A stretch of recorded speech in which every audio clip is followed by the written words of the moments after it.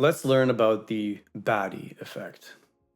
No man is more dangerous than a man that's been with a baddie. Once a man has been with a 10 out of 10 girl, doesn't matter what they look like. This man could look like a bum. Get a girl that's beautiful. After that happens, he values himself more. He gets like a mega surge boost of confidence. Like, well, if I could pull her, I can pull anyone I want. So why would I settle? Right? Right. So this man now has a mega confidence, okay? He knows what he pulled. He knows that he could do it again. And other women are looking at him and they're like, why was this girl with him? Like, he must have something special. He must have something special if that beautiful girl dated him. So, and then if those girls are interested, they're gonna be like, oh, I just want to see what's up. You know, it might be from curiosity. And then, boom, guy ends up with another hot girlfriend. And then from then on, it's just set, like, sky's set for life. Pre-selection, once again, right? The other side of it, though, is there's probably some reality to the fact that this guy knows how to deal with the emotional landscape to some degree.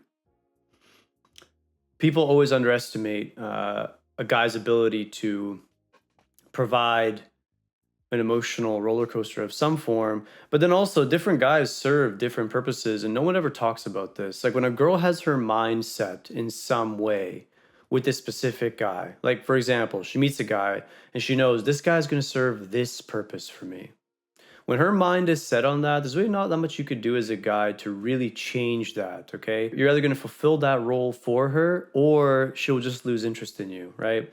And with these types of guys, they fulfill that what is going on here. If he can manage her, he can definitely manage me. And when he's unattractive, now it removes the whole idea that it's because he's super physically attractive. Now it's purely about the emotional side of things.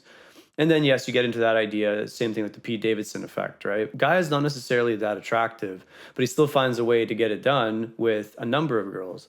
Now, I would argue that he's just, like, if you're going to ask me my actual opinion about it, I would say that Pete Davidson is essentially being used as an emotional tampon for some of these girls, right? When these girls have a rough time with the previous partner or whatever that may have mistreated them, I don't know the exact details, they'll go to him and he'll provide that soft comfort for a little bit of time. They'll use him, abuse him, and then out he goes. Yes, they're attractive. So from the surface level perspective of society, everyone's saying, oh, this guy's such a player, he gets it done, all this stuff. But, you know, are these extremely attractive women immune to using guys for whatever their momentary needs might be? Like, for example, needing to know with 100% certainty that they can control this man. Okay? Obviously, he fulfills some sort of status baseline requirement. He probably has some level of charm, of course, because he's funny, right? But what role does he fulfill in their life? And generally speaking, it's the provider of entertainment at his own expense. And we've seen this even in his comedy, right? He provides entertainment at his own expense. So why would a girl be immune to using that to her advantage as she needs? And then when she's done with it, simply kicks to the side and moves on. I mean, we've seen it multiple times. So, but anyway, all these things sort of play into it. It's never just as deep as he got an attractive girl, therefore he must be valuable. There's always more variables that are a couple layers deep. But on the surface, yes, on the surface, girls that are very attractive are going to be intrigued by a guy that can get women that are very attractive. And it's like when they're used to like girls that look that good, they're not gonna want to be with that sounds so bad, but like it's so true. It is true. Mainly. It's mainly true. Now, some guys eventually spiritually come around and they sort of understand what they need, and they may revert on that a bit. But yeah, at that point, when they've achieved that level, a lot of guys will fall into the trap now where, well, they can't go under this level. And this is where they might push a little bit too far for a person that's not that great, and they may sell themselves out purely for, I guess we'll call it, surface level reasons.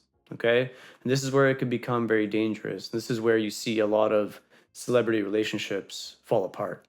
So Understand that, yes, this is a real thing. It's the opposite of spiritual, but it happens, right? Because, like, have you ever looked at a guy and been like, how is he pulling? Because I know I have. I've looked at a guy several times, several different men. I've been like, how the are you getting girls? This is literally why. It takes one girl. Yeah, I mean, she's not entirely wrong. I think there's a little bit more depth to this, though. I think just pulling one girl isn't always it, but a lot of times what I've noticed in my life is these guys that can pull this off, they're also the guys that go for anything and everything. So they just play the volume game completely, right? They'll take anything that comes in the door. And then once in a while, something that's way, way better looking comes in the door as well, right? But this is sort of how these guys play out their life.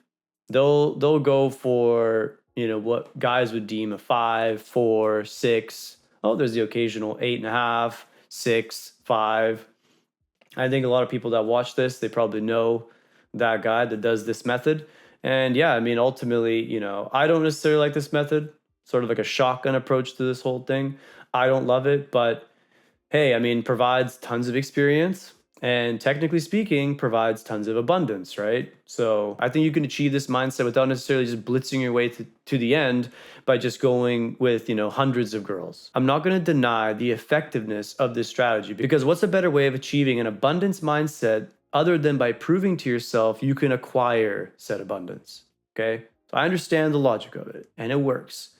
I don't like it. Okay. I think there's better ways. I think it's better ways to chip off quality situations by focusing on the mental side of things, by refining your emotional discipline, right? It's good to look at this, analyze it purely for science purposes to understand why it works, why it happens, etc., etc. If you like my content and you want to support me, make sure to check out my Patreon in the description below. There you'll find a bunch of in-depth private content and you get to interact with me.